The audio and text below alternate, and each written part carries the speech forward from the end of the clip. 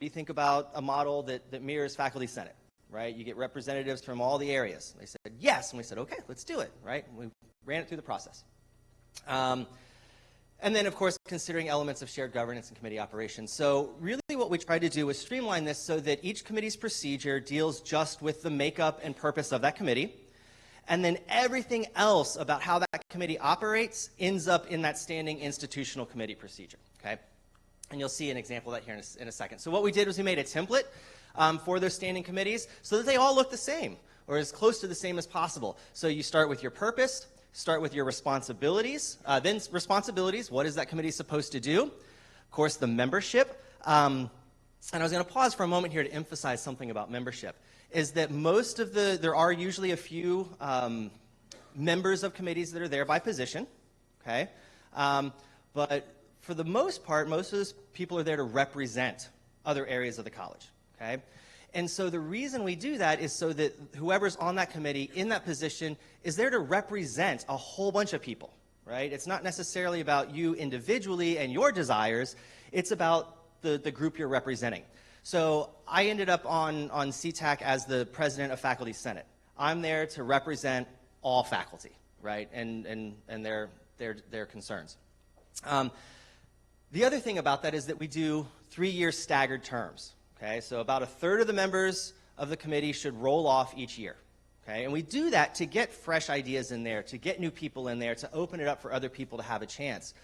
And so it's tough if your slot on a committee and you're not selected in 3 years, it comes back up, right? Which seems like a really long time when you're not on the committee. And when you're on the committee, it's a very short time, right? It goes by pretty quickly. So membership, how each committee determines their chair. 1 or 2 of the committees have a chair that's there by position. Others elect from the membership, right?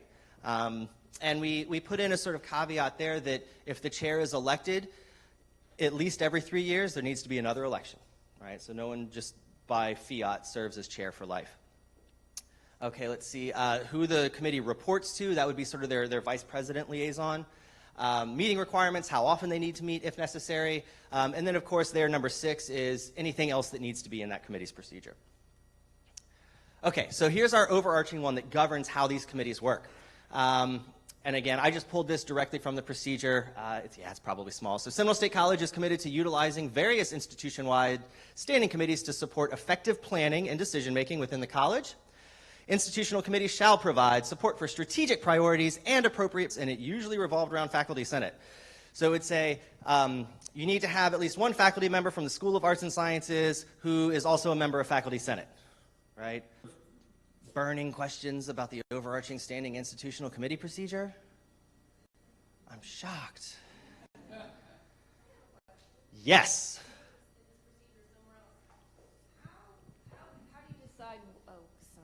Hi. How do you decide which committees are standing committees, and if there are committees that are on campus that want to be standing committees, is there a process for that? Excellent question. So I'm going to give you the short answer, and then Paul will fill in the longer answer.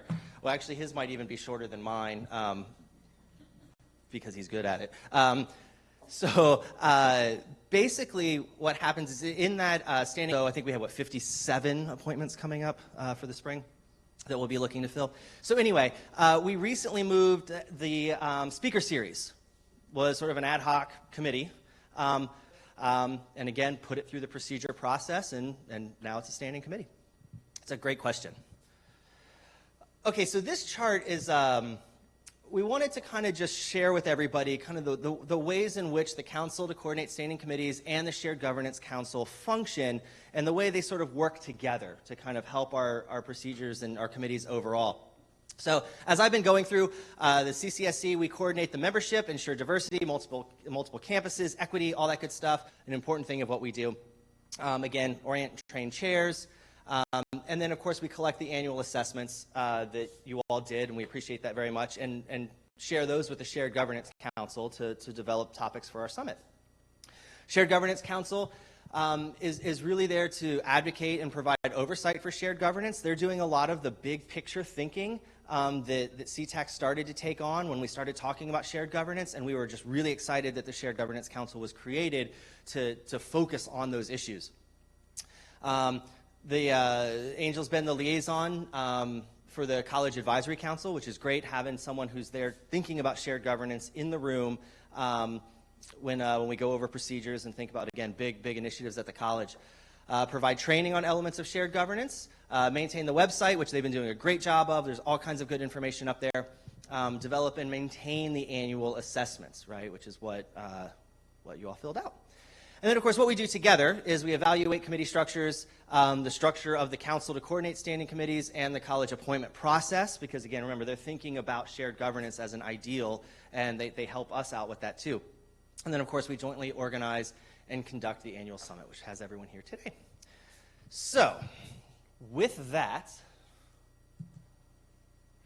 I'm going to hand it over to Paul Cartland, who's going to walk you through the process of procedures and policies. Awesome. So like Kevin, I'd probably prefer not to have to carry a mic around, and I wouldn't use a classroom voice, I'd use a courtroom voice, but probably not dignified. But I will use the mic so our friends in the streaming world can hear what we're saying.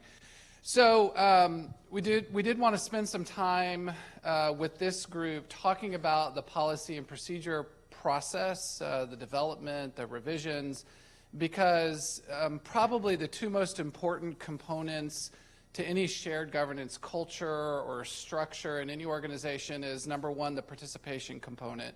We just spent some time talking about participation, and one of the key pieces of that is our standing committees. The other side of the shared governance structure should be kind of your rules, right? The documentation of how and what we do.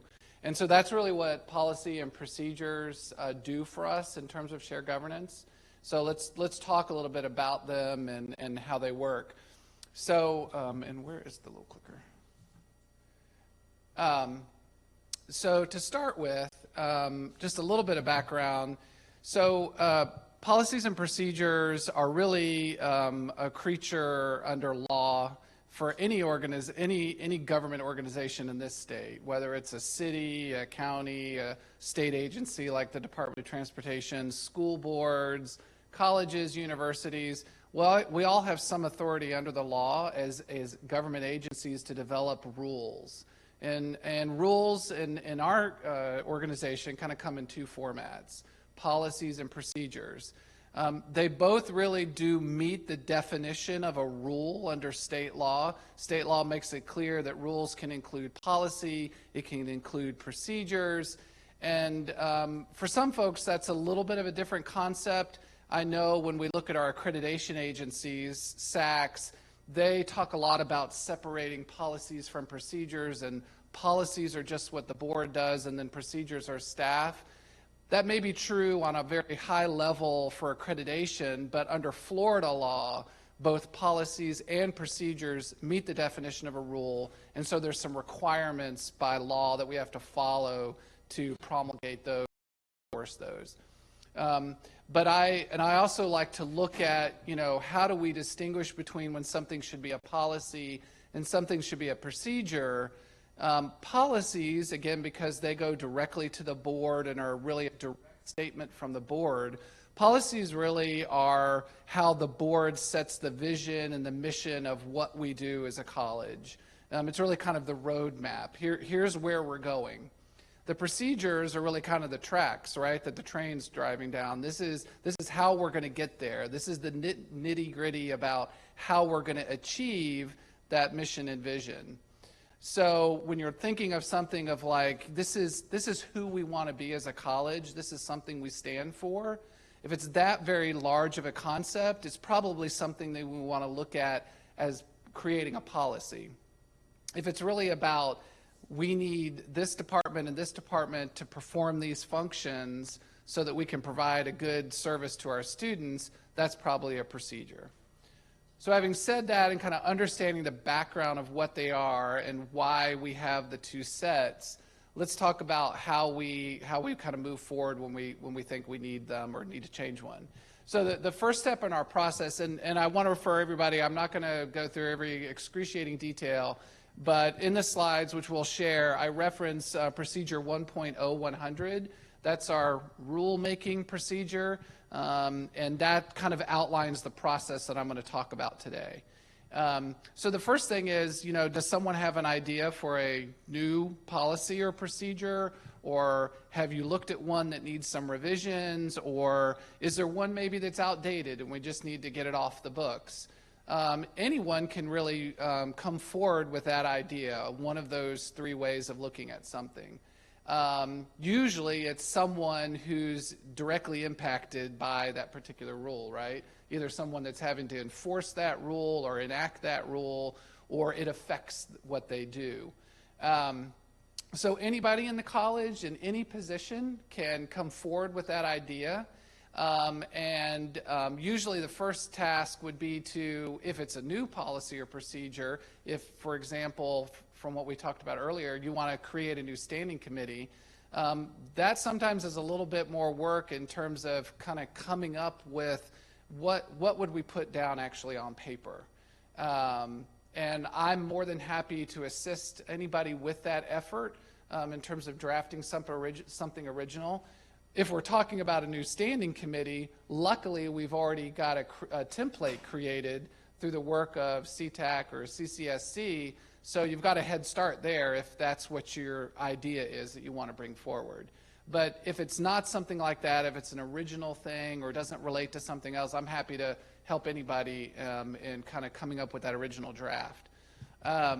Once you've had your idea and you've tried to put something on paper, the next step in our process is that initial draft should really go to the vice president whose area is really going to be primarily affected by or responsible for whatever that policy or procedure says. So for example, if let's go back to our new standing committee, it's going to be something related to curriculum, some kind of intensive, this is something we're going to work on together that's curriculum related.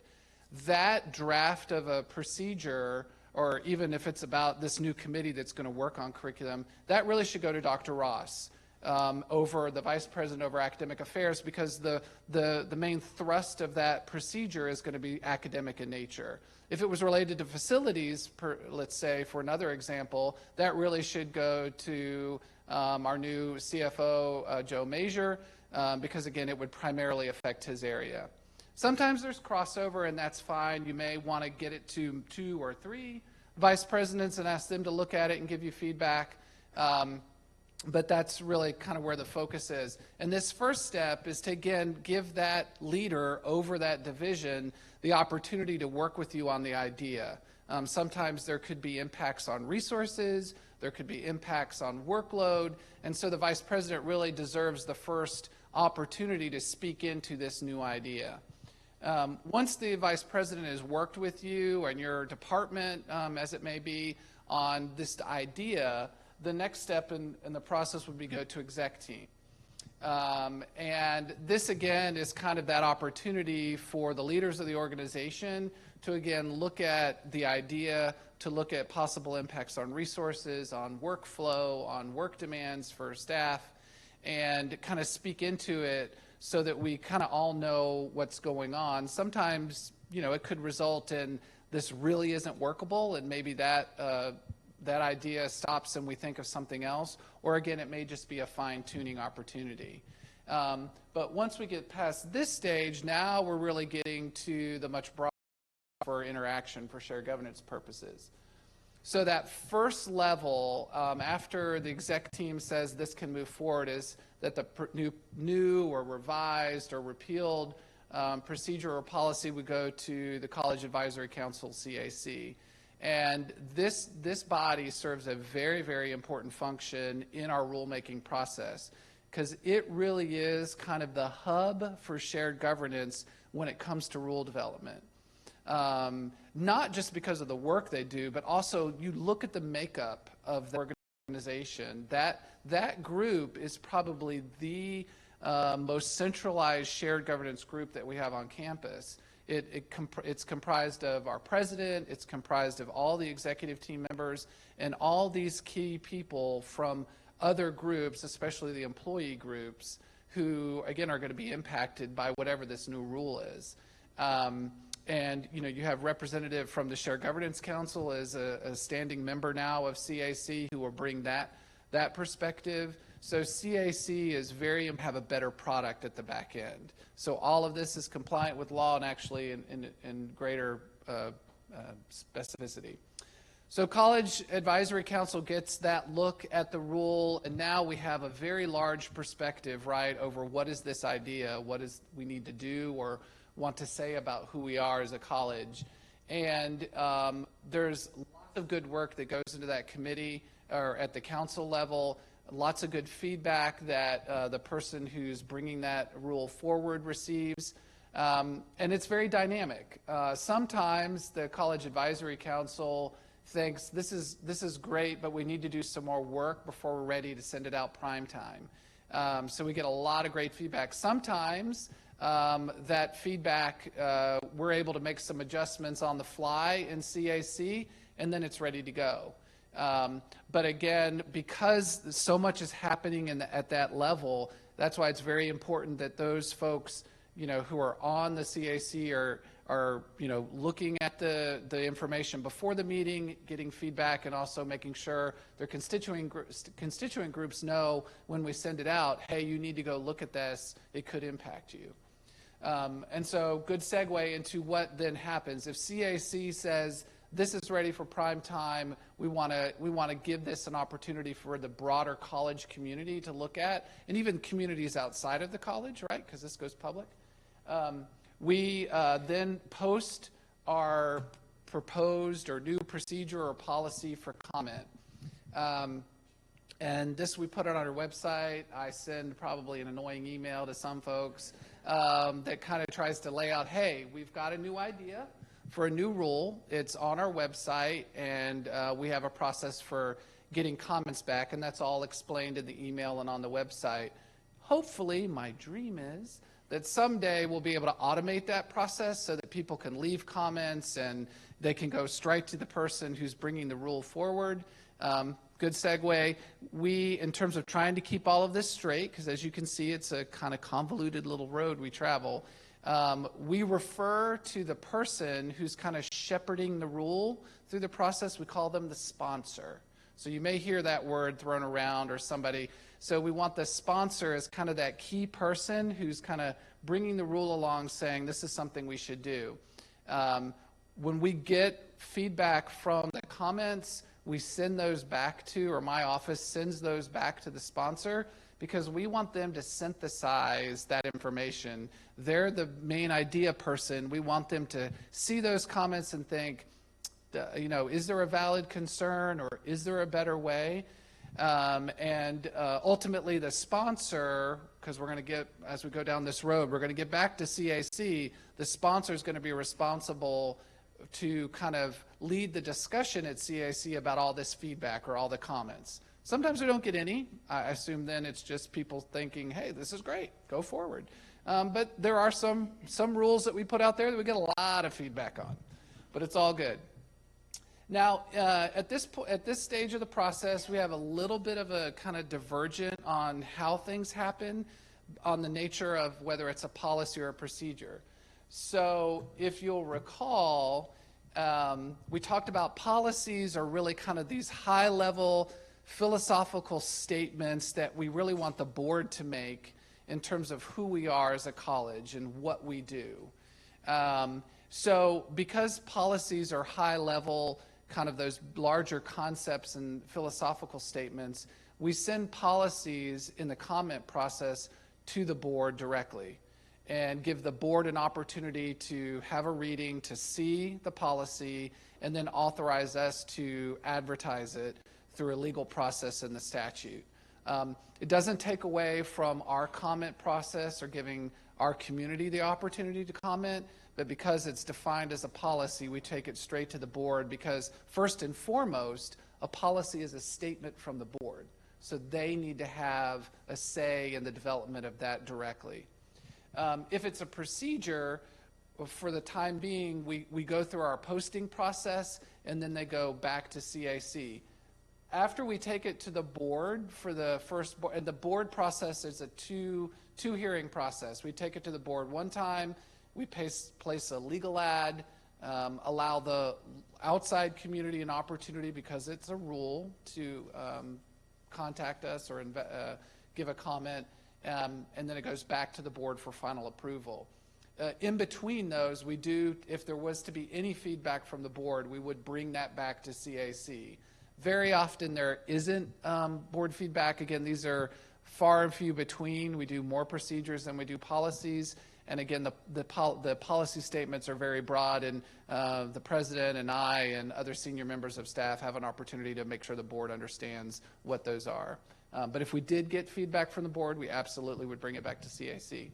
So after posting, after it goes to the board, we come back to CAC with all of this feedback, right? And again, the sponsor, the person who had that initial idea, that's the person responsible at CAC to kind of synthesize, here's what all the comments were, and kind of lead CAC through the discussion to say, you know, based on the comments, do we want to do anything different? Sometimes at CAC, based on comments that we get from posting, we may decide, wow, we missed the boat on something, or we forgot something, and we make some pretty significant changes. Our procedure for procedures allows CAC to say, hey, we've made so many changes, we want to send this back out to the community for another look. It's that important. So that could be an outcome. We could make some changes and we'll post it again. If we do that, I'll send you another annoying email that says, hey, got a procedure out there, go look at it. Sometimes, again, if there's no comments, fine, we move on and no problem. Other times there are comments, CAC discusses those. CAC may decide, we appreciate the comment, but we're gonna keep it the way we is. We think this is the best kind of version. Or sometimes they may make a minor adjustment and they're comfortable moving forward and not reposting it. Whatever the decision of CAC is, my office endeavors to try to communicate back to the person who filed the comment as to what CAC decided. And I try to work with the sponsors to give that feedback to the people who post comments, so that you're hearing back from us, this is what CAC decided, whether we put it back out or we just made a little adjustment, something like that. And then, okay, that was it. So, I'm sorry. Sure, go ahead. Here, I'm going to give you the mic. Have you ever thought about having someone who wasn't a sponsor to the policy or procedure gather the comments? Because what prevents someone who has an interest or stake in the outcome from skewing the discussion of all the comments received? So good question. You know, we all are passionate about our work, and we can be passionate about our position on something. What I would say I think protects against that concern is that all the comments in their raw form go to CAC. So everybody on CAC sees the comments. We don't rely on the sponsor to just see those themselves. Yeah, sorry about that. Yes, ma'am. What if I feel very passionately about a procedure I'd like to bring forward and executive team says no? Do I have any other avenues or recourse? Well, let me be diplomatic. Well, the process, any agency's process requires that there be, you know, initiative from the executive level to move it forward. So my advice to any member of our community who feels very strongly is, if you know your first idea or that first draft doesn't seem to get traction, I think you need to sit down and maybe go back to your constituency if you're working with one to say, you know, the idea didn't go forward, and let's review our idea. It may be that there's too large of an impact on resources, on human capital. There could be a variety of reasons why that might happen, and so I would encourage that sponsor to kind of go back to the drawing board and to also try to elicit more feedback from their own group, their group, and other groups to say, we really think this is a good idea, but we're obviously missing something. It's not getting anywhere. So I just encourage them to keep at it, and I think it's a signal to you to go back to rethink your idea, maybe massage it, and go look at how other people can help. And And everyone's represented on CAC for a reason, so that could also be a discussion potentially at CAC. Yes, absolutely. If an idea comes out of a group and it doesn't seem to be getting traction, yeah, there's nothing that prevents CAC through one of your representatives to bring a topic forward to say, hey, there's this idea or this concern, somebody thought maybe it required a rule. We haven't gotten anywhere with that, but we still think it's something that the larger shared governance community needs to look at. Absolutely, it's a great idea. Can you talk about how we agendize things for CAC? The question was also, how do we agendize items for discussion at CAC, including this whole process?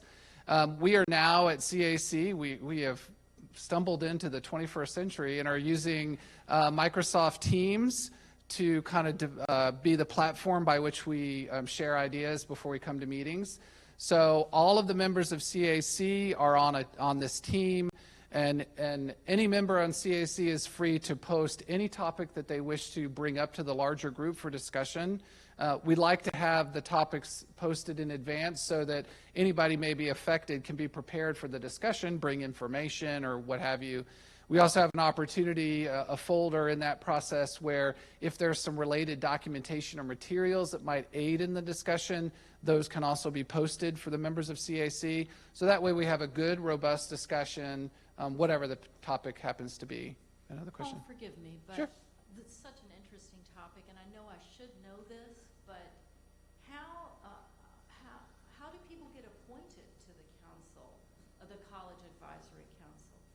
Good question. So the CAC does not go through the appointment process through CCSC like Kevin just walked us through. The members of the College Advisory Council are there by group. So all the employee groups, the career service group, professional technical, faculty senate, all of those groups have a seat at the table by organization, not by person. Student government, yes, we have our student representative there. Shared governance is there. So the membership of CAC is by organization. The organizations or groups have a seat at the table. And there is a list of those individuals on the webpage that I just have. No, we're not. Generally, when we've gotten that far, we're going to do it in one form or another. Once that final approval is given by CAC, I then will post it to the online policy and procedure manual. And I'm trying to be good at also saying one more time through an annoying email, hey, this was adopted. It's now out there on the policy procedure manual. So it's available for your use. Again, the board gives final approval to those policies, but they get posted as well. One other thing I would say, for procedures, again, remember early on in the conversation I said Florida law defines rules to be both policy and procedure. Because, again, procedures are more heavily about our work, and we don't take those to the board right away. Because they do meet the definition of a rule in Florida, annually in the summer, my office takes an item to the board with a list of all the procedures that we have worked on and adopted in that given academic year, and we let the board see the list and ask the board to just give them approval. And so we've been doing that, I think, 2-3 years now. It's been very successful. The board gets a chance to look at those. I've never had a question, but it is necessary under Florida law to wrap up that one last little piece. But it's also important, too, because policies and procedures really have the force and effect of law, essentially, on the local level. A policy and procedure is the same thing as a county ordinance. We all know what county ordinance are, and, there's a dog barking ordinance, and if your dog barks, you're going to get in trouble. I mean, our policies and procedures have that same weight under the law that a county ordinance does in terms of saying how we work and what we do. So, having said all that, Barbara. Well, I think it's an opportunity to remind committees that their work should follow procedure, and if it isn't, then it definitely should be brought forth. Is that the committee should follow procedure, not that the procedure is out of order. if it's not happening. Great, Barbara. Checks in the mail. Great point. So we hear a lot of times at CAC that I'm bringing the change forward because this isn't how we do things, and we need to make the rule look like how we do things. No. We need to do things the way the rule says, and then you bring it forward to say, we need to do things differently because there's a more efficient or better way to do it, or a more legally compliant way to do it. So very, very good point. Thank you very much. Any more questions about this process? I've probably bored everyone to death, but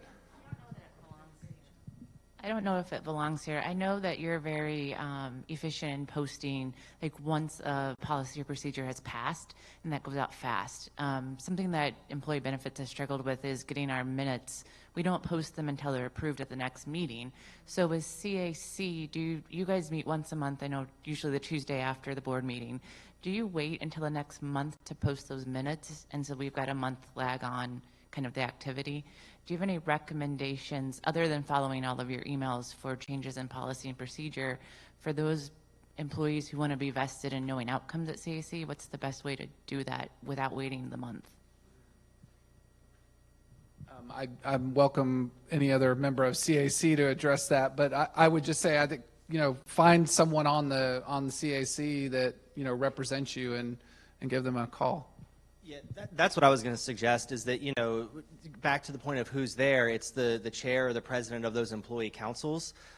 So we would try to, if something big came up at CAC, I might send an email out to faculty ahead of even our next faculty senate meeting, because again, we would meet once a month, and usually we tried to plan our meetings for the week after CAC met. Right, so they meet on Tuesday. We'd either meet that Thursday or Friday, or the following Thursday or Friday, to try to keep it a little bit up to speed. But yeah, that month lag for minutes is difficult for all of us. I mean, in the beginning, for a while with Faculty Senate, I was trying to post draft minutes before they were approved, and then I stopped. Right, yeah, because they're not approved, and even if it says draft, it's out there, and you can't unring that. And also, it's just a lot to keep up with. But yeah, it's really those. But your chair of PTAC, or your chair of the Career Service Council really is your point person for CAC business. It's probably the best practice question, really. And in terms of policy and procedure, call me anytime. I mean, if it's in between or it's posted and you have a question, if you submit a comment, or even you want to call me with a question before you submit a comment, I'm totally open to that. So on a policy procedure at any time, at any step in the process, give me a call. James. So this isn't so much a question as much maybe to just lob something out there regarding this topic of conversation, but I think that I don't know if it's in 1.09 at this point, but I believe that the procedures allow for meeting electronically or voting electronically. So a way of bypassing this, we could simply say that instead of waiting until the next in-person meeting, the minutes, when they are ready, get circulated to the members, and as long as a quorum's number have approved them, then they can get posted. So we're not dealing with that lag. I think that's already, the electronic aspect is already written into one of these procedures. So. Yeah, I mean, and that may be a topic of a best practice conversation. I would just tell you, from my perspective, I get a little concerned about that, because sometimes if they're not the final version of the minutes and something's maybe not quite accurate, then sometimes we have misinformation, and so I'm a little concerned about that. But again, this might be a topic for a discussion under best practices on how do we do that effectively, because we should use technology. To your point, that there are ways to use technology to help us do things more efficiently, for sure. Well, like I said, I'm gonna be here the rest of the morning. For anyone out there, if there's any questions on the policy procedure process or CAC, feel free to give me a call. I'm